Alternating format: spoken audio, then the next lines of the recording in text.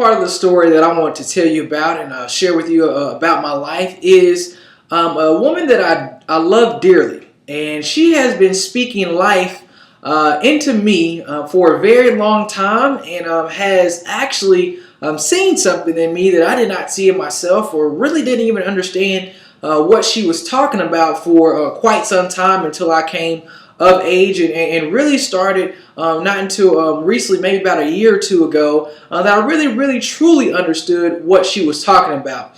And the woman that I had to thank the most really for my success, I would really have to say, is my grandmother. My grandmother is a very wise woman, a very funny woman. All of my friends growing up from the time it was elementary all the way still to this day to college and after college, they all find my grandmother very humorous. People always find her humorous, but she can definitely be a stickler when she wants to be and when she's trying to get a point across. But very early in my childhood, growing up around her, she would always tell me and my brother that we are destined for greatness, and that the main thing she really always said is, if you believe in it, people will buy it. If you can believe and sell yourself, people will buy it. And I never really understood, what she was talking about. But ultimately, the part of the story, she was talking about passion. She was talking about the inner passion and love that you have for a specific topic or for a specific, whether it be a person, whether it be an object or an item. That's what she was talking about. And have been described to be a very passionate person. When I love hard. I definitely got that characteristic from my father. He is definitely a very passionate purpose. But again, I have to thank my grandmother for speaking that into me. She always told me, when I was playing sports, to speak up for myself, to be the leader. She would always speak those characteristics and those traits into my life. She would also talk to me about controlling my attitude. At a very pivotal point in my time of my life, I was very temperamental. I was definitely making more angry mistakes than positive mistakes in my life, just simply not being able to control my temper. But she helped me control that. She just simply told me to take deep breaths and just was speaking life into that situation, speaking life into that part of my journey, into that part of my story. And then I was able to transfer that energy over to positive measures like my school, like my basketball career, like my entrepreneur endeavors and inspirations that I wanted at the time. But my grandmother has always believed in me from the moment any idea that I come up with in my head. She is always supporting me on. She's actually the first supporter, and now Kelsey being the most second supporter person in all of my endeavors. My grandma always told me that I had a vivid imagination, and that one day that would be the greatness for my life. And she told me that for a very long time throughout my entire childhood, and I always said, "Grandma, I don't know what you're talking about. That's what I see. That's what I get." And she would just say, "Grandson, you have a very vivid imagination, and it will take you somewhere one day." And I definitely just love me being able to remember that story, being able to remember those moments. There was actually one time we were on our way down to what she called the country. That's where one of her banks was, and she would drive down there just about every other Saturday.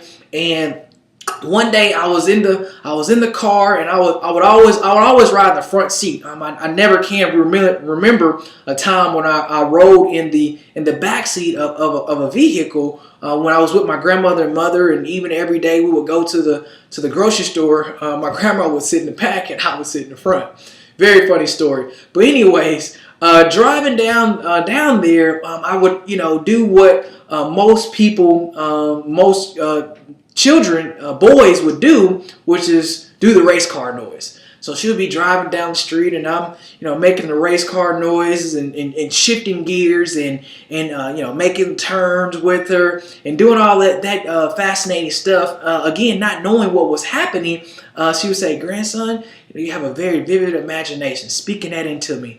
And come to find out, that is actually one of my passions. One of my passions is cars, and I have been blessed to speak that vivid imagination, that dream, into reality on one of the other subjects and businesses that I am building. So definitely, again, in your story, find and sit down times where people have maybe spoken something to you, maybe have spoken life into you that you didn't understand. And now this is the opportunity for you to know what's going on or what they really meant. Because whether you know it or not, at that age and throughout your story, that is how you become the person that you are today.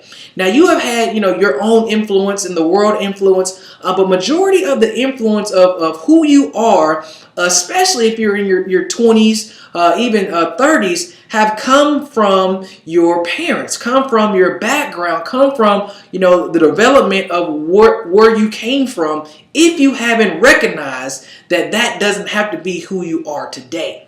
See, me, I could easily have been someone who followed in line to acquire my father's businesses. See, my father, he was an entrepreneur and still is an entrepreneur to this day, but he actually, in my story, gave me my very first job, a true government paying job, or I had to pay taxes on the money that I received.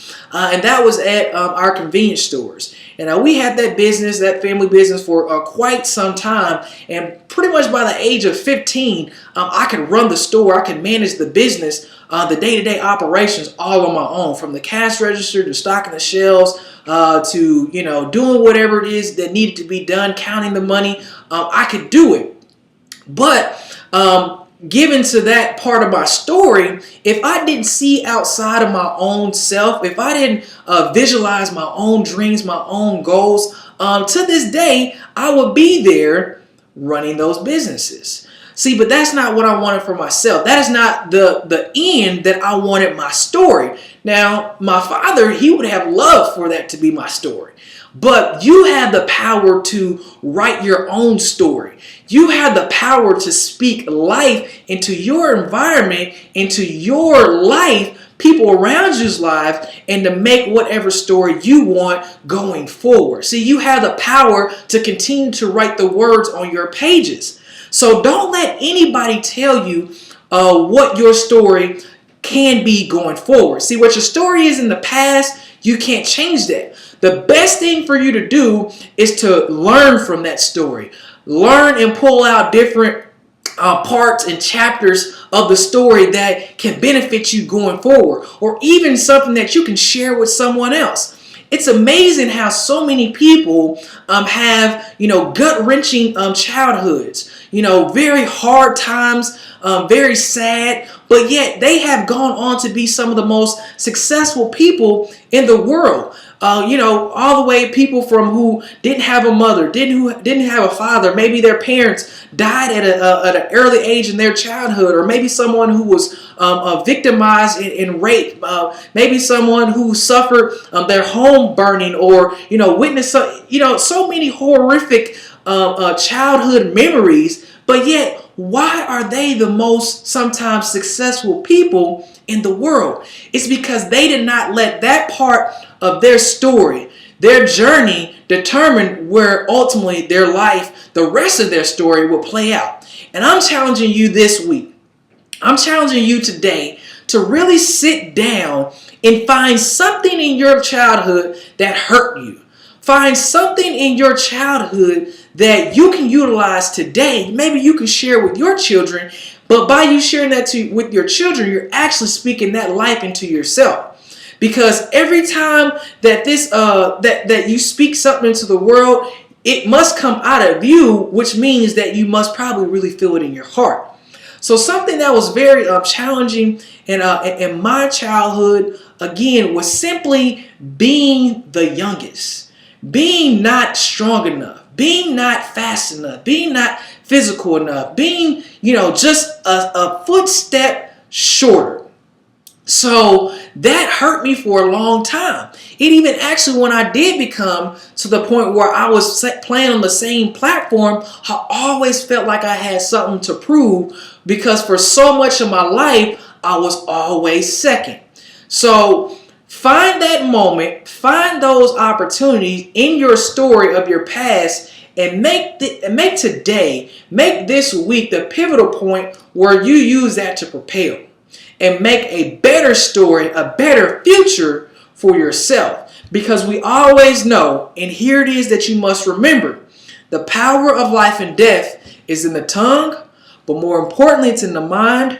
But first, you must believe in the heart, and you got to believe that your story is the best story that you can write. It is the best story on the planet because you know why? You were living it. So God bless, and make this week a new chapter in your life for your story. Catch you next week.